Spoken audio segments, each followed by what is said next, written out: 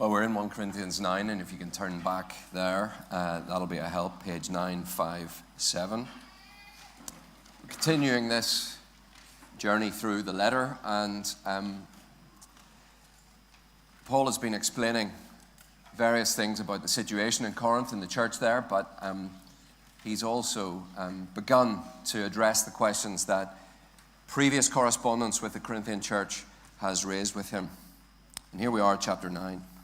When we think about life, when we look around, we think about the way things are in the world, we realize that having ourselves at the center of things is really something we find easy and natural, and it comes to us without much effort. Life with us at the center. If you look around, we could go right to the very top. There's a class of people, it seems, in our culture today who have all the means and all the connections, and the normal rules of life don't apply, and they can do what they want, and they can do all kinds of things that other people might end up getting in trouble for, and it doesn't seem to stick with them. In a sense, we get this impression that they believe that the world actually exists to serve them. A really crass example of having yourself at the center. And we might look at celebrities. Celebrities get things given to them all the time because they are celebrities, whether in sport or film or music or drama or whatever it might be. When they're famous, people want to give them stuff because they want to curry favor with them. And when people give you stuff all the time, you become entitled. And you think that that's the way the world works. Well, I should have that because that's the way things are. But we see it in all kinds of other ways as well. The employee who says that they can't work 5 days a week. They can't stay late in order to finish this project because they've got to look after their mental health or their self-care or whatever it might be. They can't wear certain fabrics or eat certain foods. Can't bear certain noises because it's just too much for me. Now, of course, that's not to denigrate those that struggle in those ways, but there is a sense in which that is the condition of the human heart. Actually, all the way through, me first, my preferences, my opinions, my voice. I'm actually in charge of my world. And then the spirit that flows from that is, well, I want it, and therefore I should have it, whatever it might be. And it's all very natural. No one needed to tell us to think of ourselves in this way. It is part of, well, it's the air that we breathe for a start. Some are able to have it more easily than others, and some are more honest about their pursuit of those things than others. But we naturally incline, because of our sinful condition, to me first. When someone shows you a photograph, the first place you look is for yourself. You zoom in. How do I look? Well, that spirit it runs all the way through society because it runs all the way through all of our hearts. And that is why we find what Paul said last week in chapter 8 and this week in chapter 9 so strange.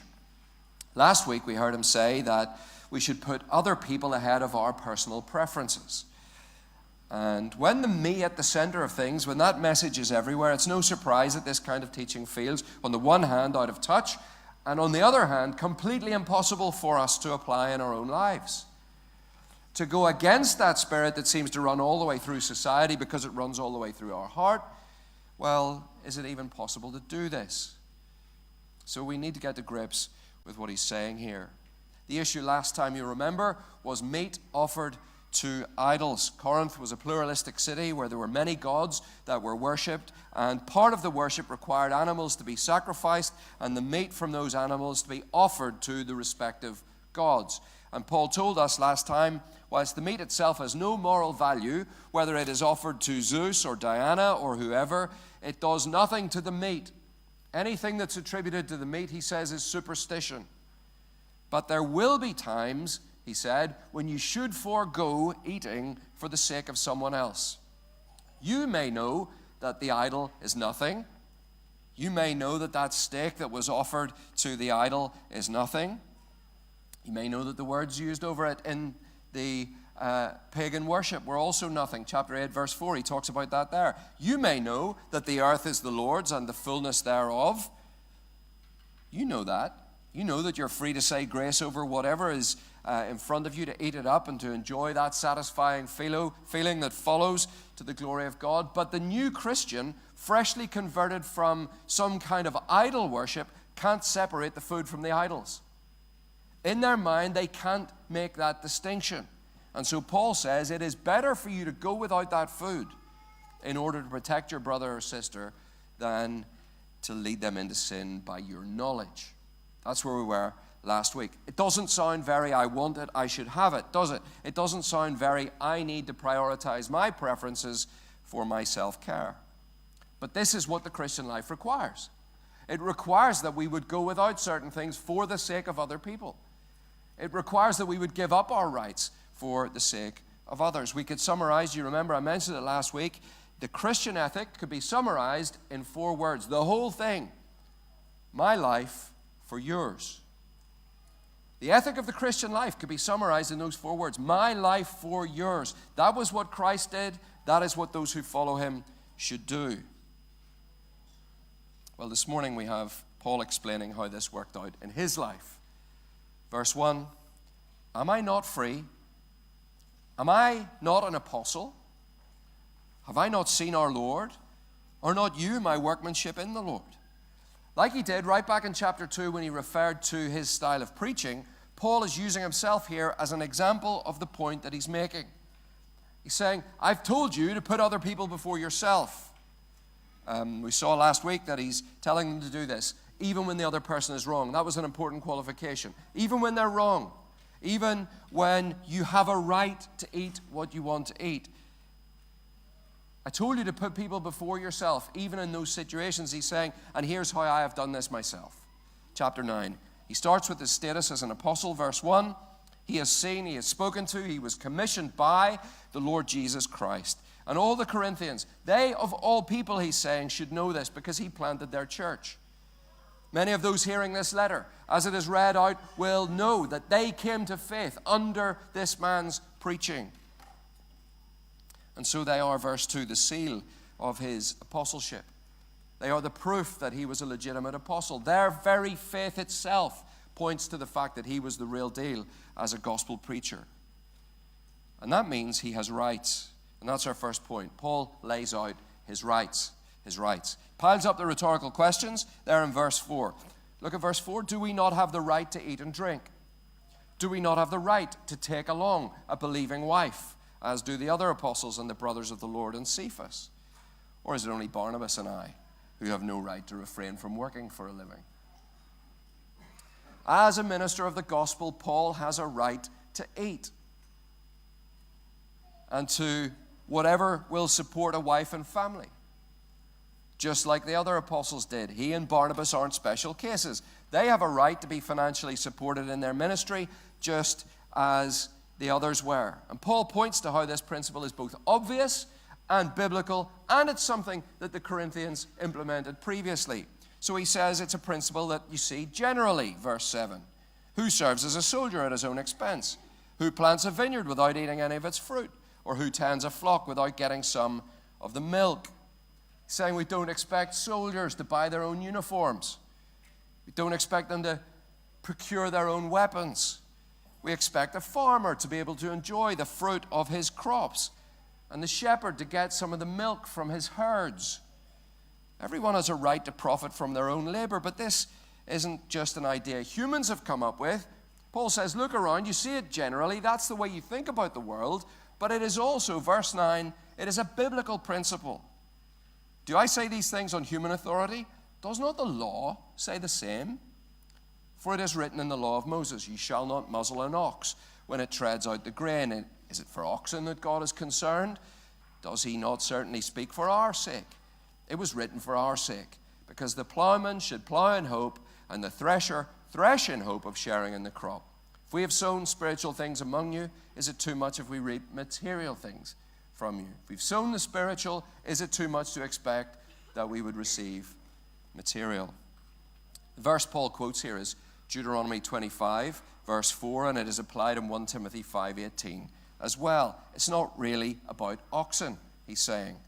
It applies to them, of course, but it ultimately has humans, it has ministers in view. It was written for our sake. Paul says. The plowman has a right to share in the crop, as does the thresher. And it's the same for ministers of the gospel, verse 14. The Lord commanded those who proclaim the gospel, as the apostles had done, to get their living from doing that. It is biblical.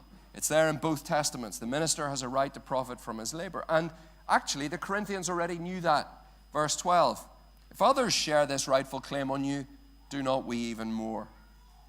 So, it's a general principle, it's a biblical principle, but it's also been their practice. They've paid other ministers. It's possible here, perhaps, that he's referring to Apollos. Do you remember Apollos back at the beginning of the letter? I planted, Apollos watered. I follow Paul, I follow Apollos. Apollos was the pastor that came in after Paul to the Corinthian church, and they paid him. So they've shown that they understand this right as far as it applies to others. So Paul highlights here his rights. People should profit from their labors. It's biblical. It applies to gospel ministers, and the Corinthians know this because they've been doing it already. But why does Paul say all that? He says it in order to make it clear to them that he has passed it all up. He has a right to all of these things, and he could make that demand, but he has said, I'm passing it up. And here's our second point. Outlines his rights. His second point is his sacrifice. His sacrifice. Verse 12, nevertheless, we have not made use of this right, but we endure anything rather than put an obstacle in the way of the gospel of Christ. Go down again to verse 15. But I have made no use of any of these rights, nor am I writing these things to secure any such provision. Paul has passed on his rights. And he isn't talking about them now in order to call them in either. There is something more important to him than getting what he owed, and that is getting people to Christ. He will, verse 12, endure anything rather than be an obstacle to people hearing the gospel. He would rather die, verse 15, than have someone take away his ability to say he gave up these rights. That is how important it is to him. If Paul had been paid double honor, he would have been worth every penny. But he chose not to take it for the sake of his mission. It is a mission that is tethered to, that he is tethered to by God. Verse 16, he says he needs to preach the gospel. In fact, woe to him if he doesn't. So it's not about him. Having said all of this stuff at the beginning about his rights, he's making it really clear it's not about him. It's about doing what God has called him to do. And that is preaching the free grace of Christ for free, whatever the sacrifice. So, verse 19, I am free from all, but I have made myself a servant to all that I might win more of them. To the Jews I became as a Jew in order to win the Jews. To those under the law I became as one under the law, though not myself under the law, that I might win those under the law. To those outside the law I became as one outside the law, not being outside the law of God, but under the law of Christ, that I might win those outside the law. To the weak I became weak, that I might win the weak. I become all things to all people, that by all means I might save some. So the Apostle Paul, with all of his rights and all of his freedoms, became a Jew. That is, he will have adopted some Jewish practices. He submitted to the law in some areas that would have limited him in ways that he didn't have to be limited. This may relate to the discipline that he received in 2 Corinthians 11, where the lashes meted out there were consistent with the law's punishment for blasphemy, something that the synagogue would have deemed his preaching of Christ to be, and he accepted the punishment for this as a Jew. To those outside the law, the Gentiles who didn't have God's law, in some cases he became as one of them. Now, he's not saying, Paul isn't saying here, anything goes. He's not saying when in Rome, that kind of thing. He isn't talking about becoming a pagan, living like the culture. He is saying that he didn't insist on Jewish customs when he was around Gentiles. Rather, he lived under Christ. And then to the weak, to those who couldn't eat idle meat without stumbling, he became weak. He stuck to vegetables, stayed away from idol temples in order that they might stumble. Despite his right to do otherwise, Paul chose sacrifice. Think of the level of inconvenience that would have been involved. Consistently going without things that he could rightly have for the sake of others. There isn't much be true to yourself in that, is there? It is very challenging, and that is precisely the point. Paul isn't talking about himself here to make himself look good. He is explaining the way he lives that we might follow his example. Now, often these verses, you've perhaps heard sermons on contextualization, sermons on evangelistic adaptability, sermons on mission from that little passage to the Jew, I became like the Jew, and all of that. Many times you could have heard great sermons on those things. And these verses are often used by Christians to legitimize their preferences, becoming like the group that you admire and you'd quite like to belong to, and saying, I'm doing it for the gospel, becoming X in order to win the X. But what Paul is describing is completely the opposite. He's describing that which is inconvenient and sacrificial. He's becoming like those that he doesn't want to be like in order to reach them with the gospel. And he does this because in operating that way, he is imitating the Lord Jesus.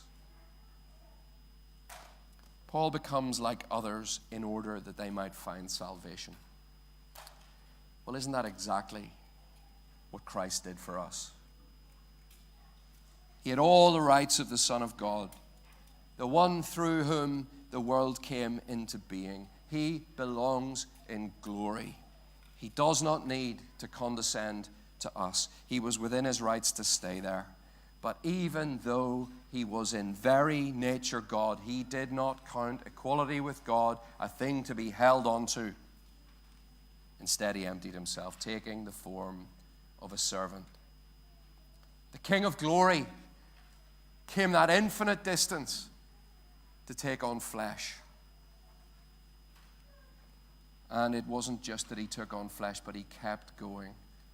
You remember, he washed the feet of his disciples as a servant, as a slave, the one who belonged in the perfection and beauty and majesty and glory of the triune communion in heaven, condescended to the lowest place. In fact, it wasn't just washing the feet of the disciples, was it? Because that wasn't far enough. He even gave up his right to life. He humbled himself by becoming obedient to death, and not just death. He went again, the most humiliating death, the death by crucifixion, death on a cross. He did this in order to bring us salvation. Jesus was free not to do any of this, but he did it for you and me. One theologian says, not only did Paul imitate the Lord, he imitated the Lord in the freedom he had not to do it. That's the thing.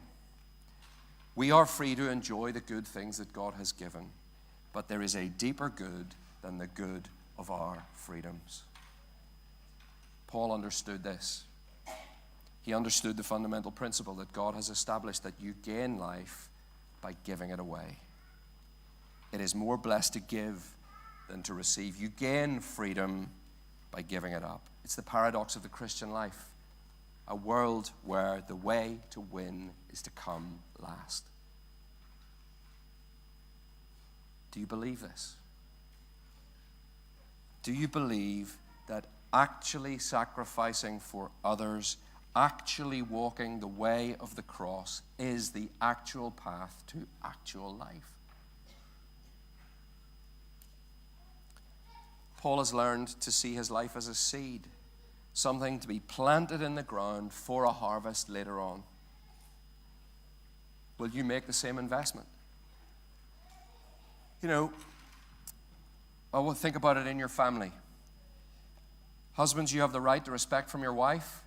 Wives, you have the right to sacrificial love from your husband. When you don't get these things because your spouse isn't perfect, will you overlook that for the sake of your marriage and the good of your children? Or will you stand on your rights? Husbands, will you sacrifice to put time and energy into nurturing your wife towards greater maturity in the faith? The delayed harvest image here is most clearly seen when it comes to children, making sacrifices now for the sake of a good outcome in the future with your children. Mothers, sacrificing your career in order to raise godly offspring, seeing motherhood as the promotion that it is. Fathers, sacrificing time and convenience and giving up your right to comfort and quiet after a busy day to engage your children, to discipline them, to train them in godliness. My life for yours. What about not just in your family, but your church family? Your time, your money, your convenience, your freedoms, your rights. The Lord allows you to have them. He gave them to you as gifts. And by the way, other people can't demand them from you legitimately. God gives you something, nobody else has the right to demand it from you. You should not feel a shred of guilt about what you have if you've accrued it legitimately. You didn't sin in order to get it. The question is, will you give them up to invest in the lives of others? Will you give up your spare time and invest it in the lives of younger people, younger Christians who will outlive you in the faith and bring the gospel into a time when you won't be? Your money could resource training ministers for the future of the IPC. Will you plant your life in the ground of service so that others flourish? Use your home and your hospitality. Will you give yourself to others for their sake, for their flourishing in the Christian life? What about in your wider circle? Family, church family, in your wider circle. A good question to ask yourself is, where in my life am I going without so that men and women, boys and girls, might hear the gospel? Where am I going without in order to assist the gospel spreading across this community, across this city, and across the world? I want to say I see lots of this across our church. Sacrifice freely offered for the sake of others and the sake of the gospel. It is great to see. But I want to encourage you to keep going. Keep going. My life for yours. How will we keep going? Well, to help us, Paul points us to the athlete, verse 25. Every athlete exercises self-control in all things, saying we're to have an athlete's mindset as we think about this. If we're going to think about this sacrifice, we need to adopt the mindset of an athlete. Not all of us can have an athlete's physical capabilities, but we can have their mindset. Athletes make countless sacrifices. They discipline their bodies. They go without things that they're free to have. One of the biggest ways you see it with athletes, one of the biggest sacrifices is that they miss important events in people's lives. Weddings, funerals, big birthday celebrations. Sorry, I can't make it. I am training. Why do they do this? They do it in order to win the race and get the medal. That's what Paul says. And he includes this at the end as his motivation. Here's his motivation. So his rights, his sacrifices, and then his motivation. The reason Paul does all of this is simple. He wants, verse 23, have a look, verse 23, he wants to receive God's blessing. I do it all for the sake of the gospel, that I may share with them in its blessings. The blessings in question are the imperishable reward of verse 25. The blessing that God gives to all who put their faith in Jesus Christ. The athlete, they make their sacrifices for a prize that fades, a temporary wreath, medal, just something that in many cases will end up in a drawer, and special cases it'll be in a frame on the wall somewhere, something like that. The Christian makes their sacrifices for an eternal reward. Giving up your rights now feels like a ridiculous thing to do. The air that we breathe, the culture that we live in, I'm giving this up, this freedom, I'm passing it up. It sounds like a silly thing to do. Why on earth would anyone sacrifice what they have a right to enjoy? Or why would they delay gratification for a moment longer than they should? Here's why. There's something better in the future. Paul keeps his body under control, verse 27, so that he doesn't miss out on this. The Corinthians should pass up the sacrificial meals so that they don't miss out on this. And we should be prepared to give up our freedoms for the same reason. Speak to any Olympian between Olympics about the early mornings and the diet and the pain of pushing themselves, and ask them why they bother, and they'll think it's a dumb question. Why do I bother? Because doing this is how you win. Doing this is how I'm going to get the medal.